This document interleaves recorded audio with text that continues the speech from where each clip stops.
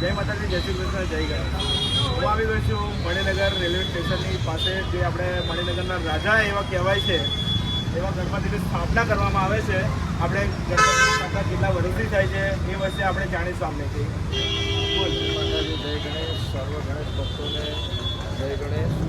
અમે છેલ્લા 28 વર્ષથી ગણપતિ દાદાની સ્થાપના કરીએ છીએ, જેમાં અમે છેલ્લા 8-10 વર્ષથી અમદાવાદની અંદર રાજા નામ લાવવામાં આવે. સૌથી પહેલું મણિનગરનું રાજા અમે નામ લાવ્યા હતા. અમારા ટ્રસ્ટનું નામ છે સિદ્ધિવિનાયક સેવા ચેરિટેબલ ટ્રસ્ટ.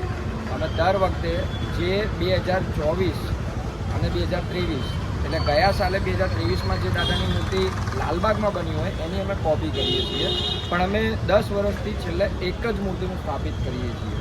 અને અમે અત્યારે આ ગણેશ ઉત્સવ દ્વારા 2024ના સરકારના નીતિ નિયમ મુજબ દરેક મંડળોને અને દરેક ભાવુક ભક્તોને અમે એટલો સંદેશ આપવા માંગીએ છીએ કે સરકાર, પોલીસ અને જેટલો રાજનીતિવાળા અને જે કોઈ પણ જે આપણને જેટલો સપોર્ટ કરે છે, તો એમના નીતિ નિયમ મુજબ આપણે દાદાનો 10 દિવસનો તહેવાર સારી રીતે ઉજવીએ. માટીની મૂર્તિ કે છે ઇકો ફ્રેન્ડલી બનાવીએ. પ્લાસ્ટર ઓફ પેરિસની જે મૂર્તિ બને છે એનો આપણે ધીમે ધીમે એનો ઉપયોગ બંધ કરીએ. માટીની મૂર્તિ સરસ બને જ છે, એનો ઉપયોગ કરીએ. 8 ફૂટની કહે છે તો 8 ફૂટની કરીએ. જે પ્રમાણે નીતિ નિયમ આપણને ગાઈડલાઈન આપવામાં આવે છે એવી રીતે દરેકને અમારો એટલો સંદેશ છે.